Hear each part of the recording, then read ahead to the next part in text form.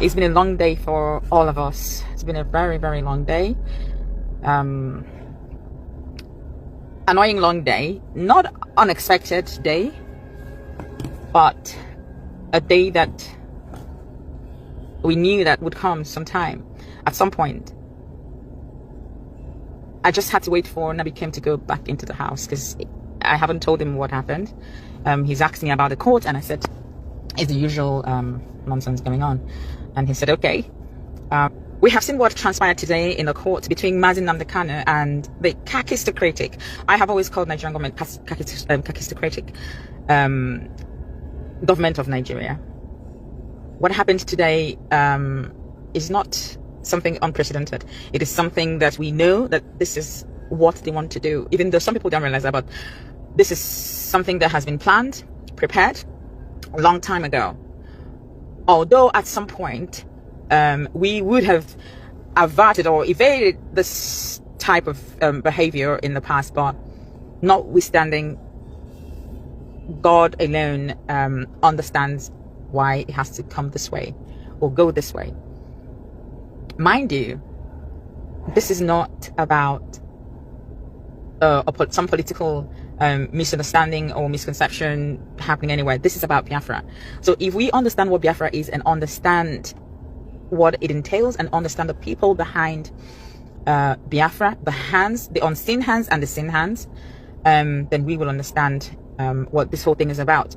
Also, if we understand who we are as the Igbo people, Igbo, there is something about us that the enemy does not want to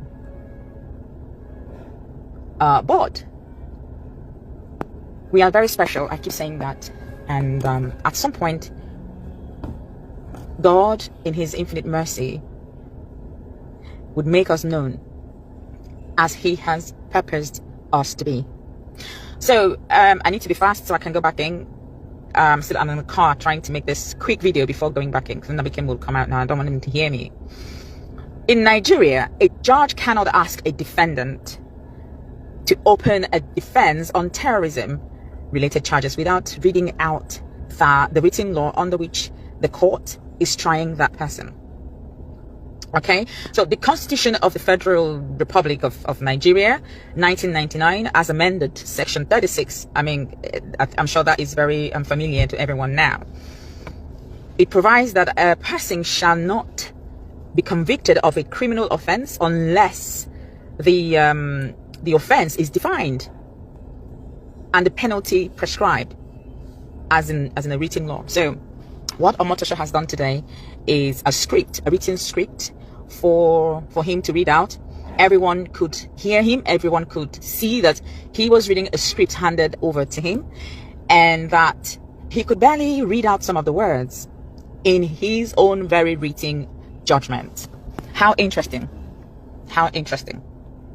I've had to quickly tweet and post the travesty of justice today regarding how Omotosho ignored the Constitution's requirement that no one can be convicted under an unwritten or unknown offense. He forced Mazi Kanu to take a plea under a repealed law, which Mazi Kanu refused. So show me where it is written before I can enter into a defense. And that never happened. Omotosho refused blatantly, flagrantly, to issue written rulings on serious applications. So you could hear him reading, you could hear him counting thousands of lines of hours of accounts. But then he refused to issue a written ruling, which he ought to have done first, but never did.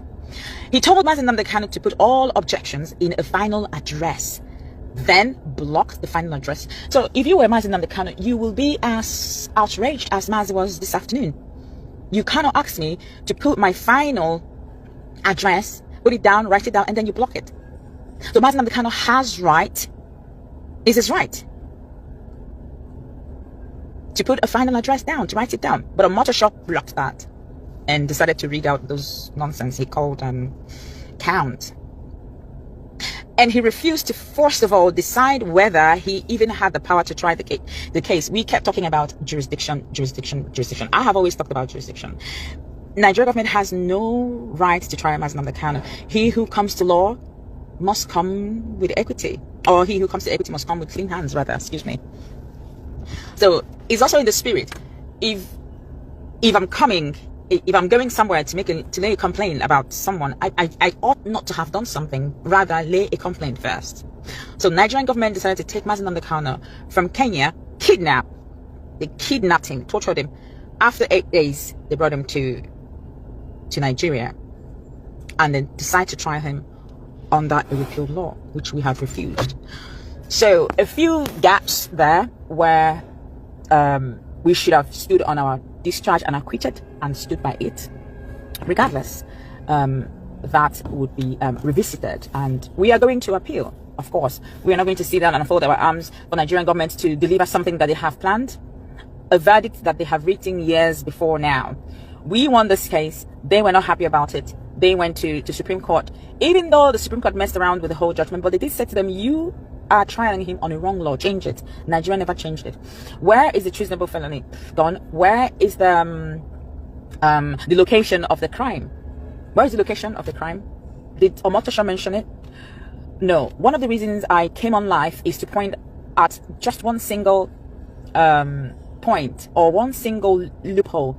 Omotosho cannot give a verdict on an evidence that was not inclusive in the previous, or the evidence tendered in court.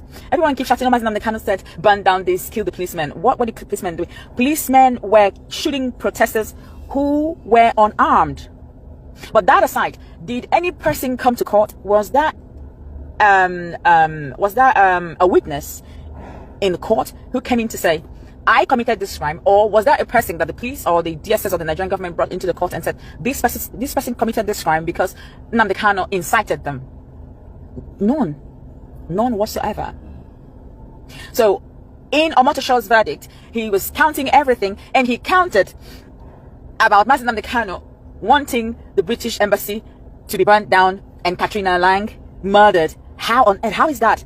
So you see, when I say that the Nigerian government and all their nonsense is of kakistocratic nature, it is not a joke. It is not a joke. So with all the maxed people in the court who kept saying, I'm unaware, I don't know, this is where Nigerian government wants to go.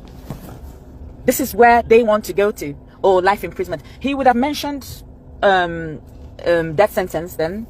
Why didn't he mention it? He should have said death sentence. The thing is, we're not here to make any noise, but to continue to tell our people that this is an orchestrated pattern. We know the hands behind this. The British government being brought into this very case in order to say, oh, Mazi Nnamdi Kanu is international. Take this point, international terrorist. They are stupid. You know, this is the kind of person who would be in an examination hall. They would give him copied whatever, and he would copy both the person, his matriculation number, and the person who gave him a note to copy from.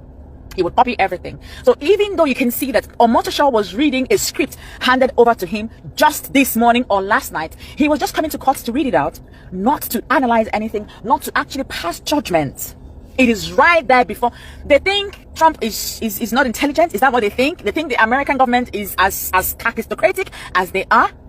No, for them to rise and say that there is Christian genocide in Nigeria, it means that they have done their work. They have all the evidence. So these scripts, when someone gives you a script to read, you have to act the part. These people are so kakistocratic, they cannot even act a script. Omotosho could barely read out the verdict. He didn't know the words. They were handed over to him, and he was reading something that was never ever mentioned in the court. You cannot pass a judgment based on excluded evidence.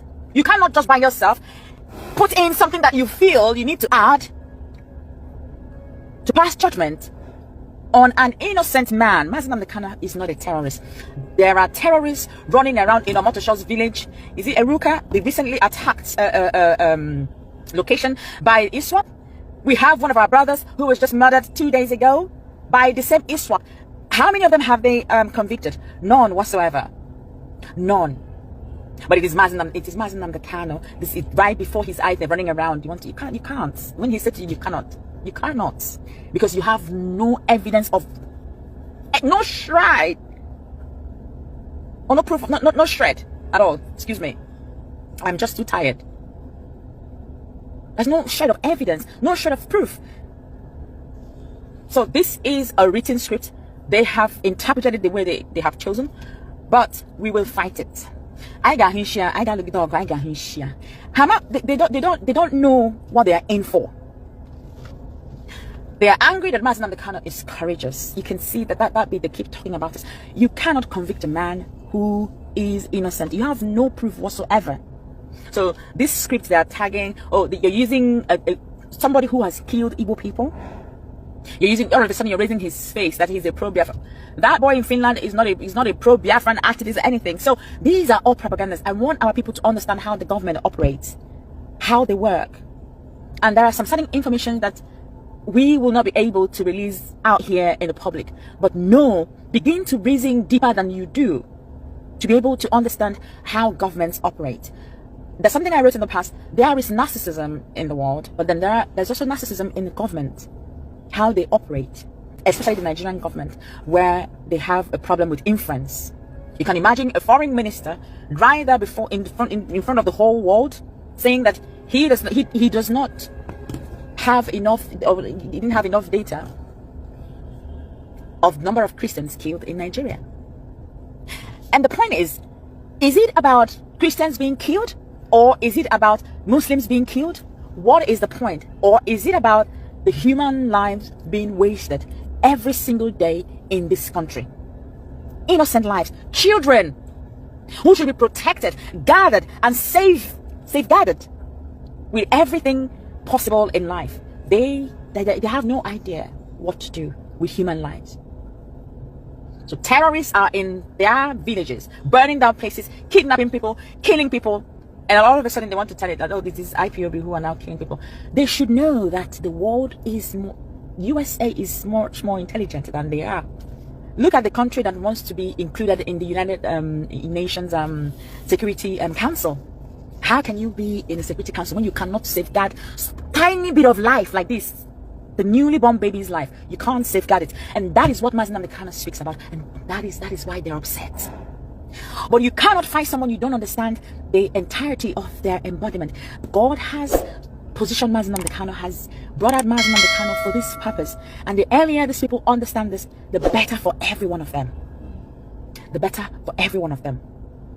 I will let this, I need to go to Sultan Nabi came out and catch some sleep.